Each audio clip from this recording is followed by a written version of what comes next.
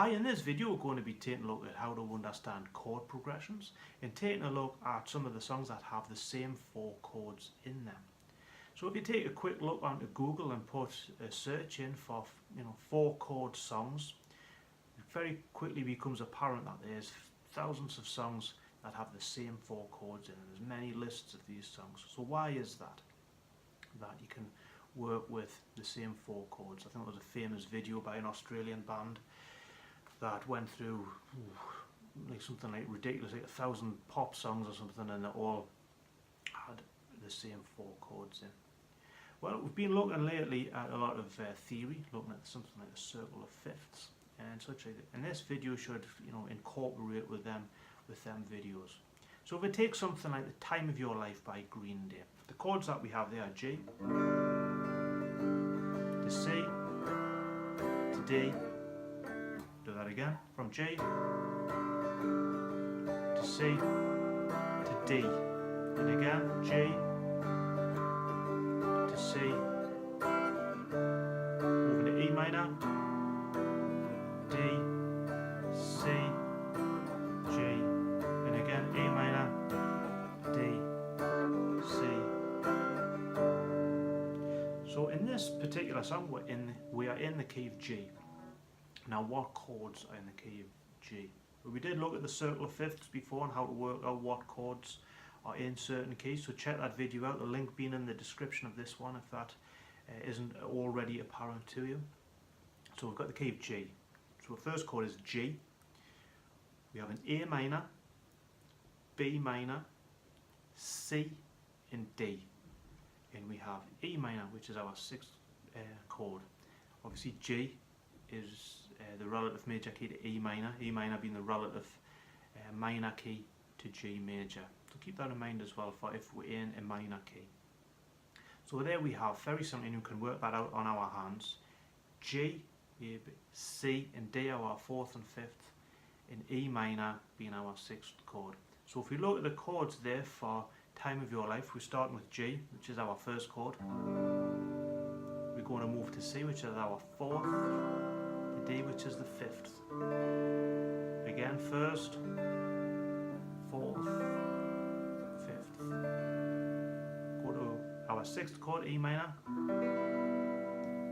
We can hear like an emotional change here when we go to that 6th chord. To D, which is our 5th. To C, which is the 4th. Finishing on G, which is our 1st. And as we end on the 1st, it makes the chord progression feel nicely like it's just finishing. So a top tip with certain songs, when we've looked at videos in the past of how to memorize songs, if we wrote out in chords as in the 1st, 4th and 5th, we can transpose songs by using that method too, which is worth looking out for. So a song like that is made up of the 1st, the 4th, the 5th and the 6th chord.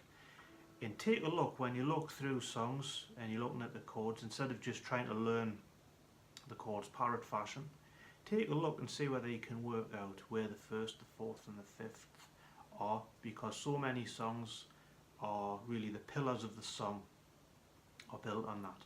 Now when we come across songs that are built on the same chords like that, it doesn't depreciate the song.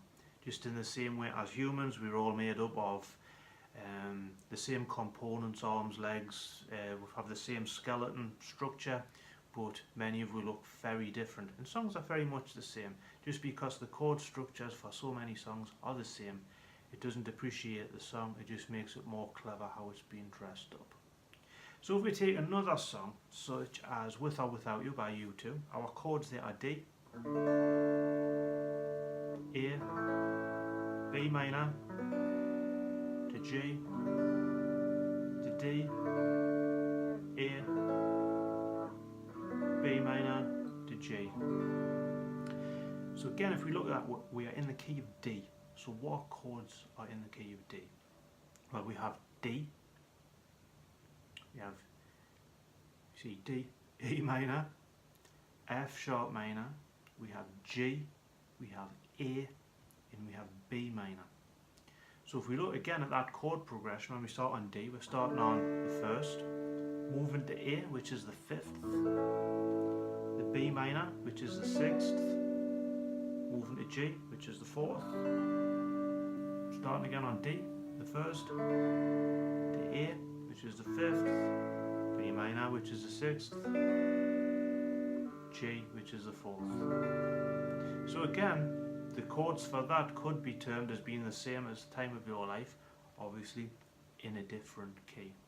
And we see so often that the 1st, the 4th and the 5th chord progression works in so many songs. We take something like Fat Bottom Girls, where we're looking at D, A and G. We start off with the D, which is again, we're in the key of D, first chord, or which is the 1st. Moving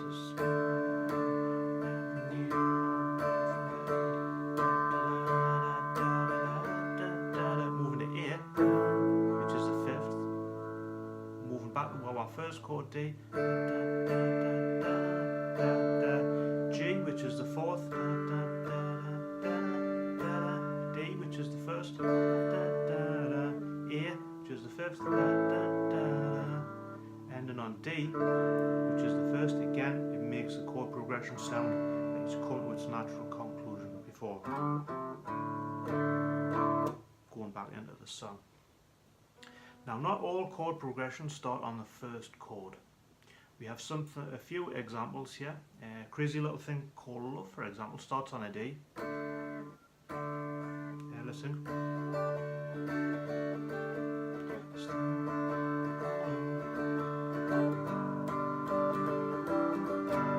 So something like that. We're starting with D, we move to G, C, back to G.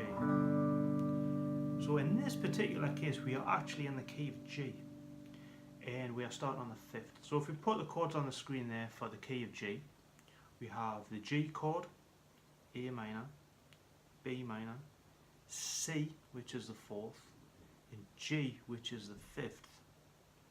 So we're starting on the 5th chord, moving to the 1st and G, moving to C, which is the 4th, back to G again. So that's how that chord progression is working. We also see examples like Sweet Child of Mine, which starts on the D. So we could jump to the conclusion that we're in the key of D, and we're not. We're actually in the key of G, starting on the 5th. Moving to C, which is the 4th, G, which is the 1st, back to D, which is the 1st. So that's kind of, we see a lot of songs. I think Heroes by David Bowie starts on the 5th, and there's a whole host of different songs that actually start on the 5th. So when the chord progression doesn't seem to make any sense as to 1st, 4th and 5th, sometimes that's the case. We also have different examples of, say, One by U2. It starts off on an A minor, going to D suspended 2, F major 7, G,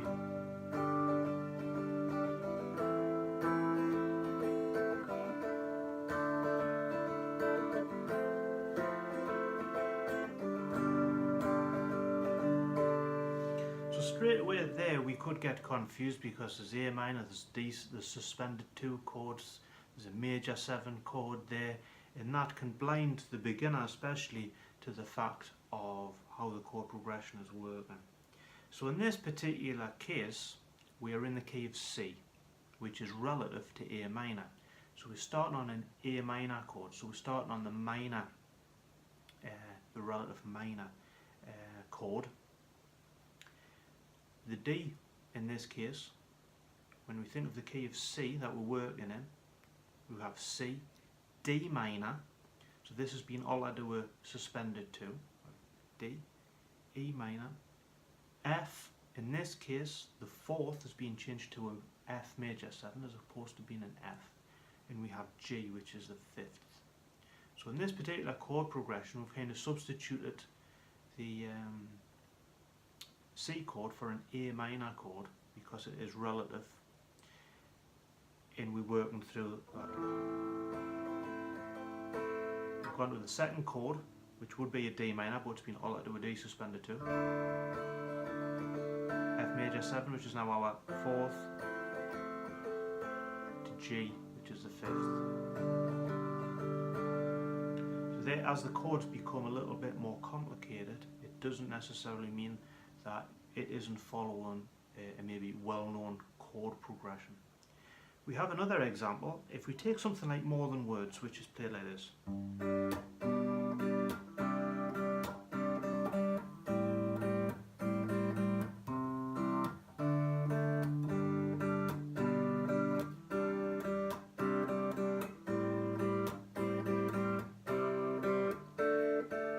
So again, to a beginner or even an intermediate guitarist, they might think, how on earth is that following a well-known chord progression? Because we have the chords of G, G/B, C added at 9, A minor 7, moving to C, a D suspended 2, and it can all become a little bit, what's going on here? So if we take this, we're in the key of G. So first chord in G, the first chord in the key of G, sorry, is G. A G/B is really just, is the same as G. So it's still classed as the first chord, just because we've changed the bass note. C added at 9, which is still classed as a C, but it's been altered slightly. So in this key, we've got G, got A minor, B minor, C, which is our 4th chord. So C added 9 is still our 4th chord. We have an A minor 7. So G, A minor 7, so we're using the 2nd chord there. We've gone to C, as we just did, it is our 4th. D comes after C, so that's our 5th. D suspended 2, still a derivative of D, so it's still a 5th. So in this chord progression, it's going from the 1st to the 4th, to the 2nd, to the 4th, to the 5th. And that's the chord progression there, quite easily explained in that case. We have other instances where chord progressions might not necessarily be easily understood. Say something which is fairly simple to play, Hurt, well, it's not by Johnny Cash, it was by 9 Inch Nails, but I always play the Johnny Cash version. But we have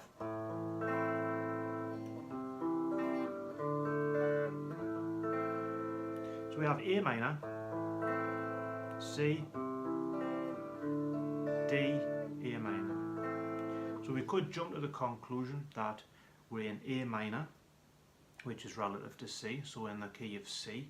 So we could think, okay, of C, C, D minor, can't be, there's a 2nd chord, but we'll have a D there, so we're a bit confused.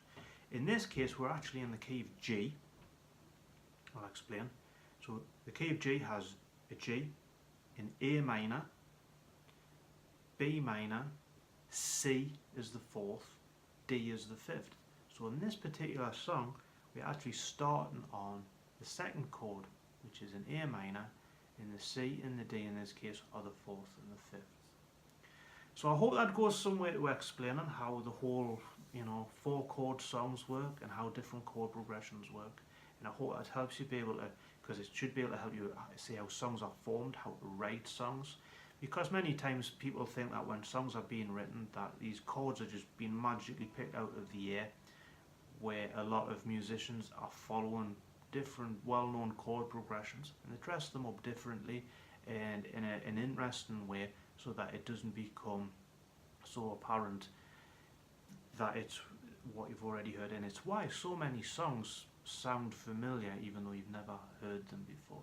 So as always, thank you for watching, and I hope that helps you understand chord progressions.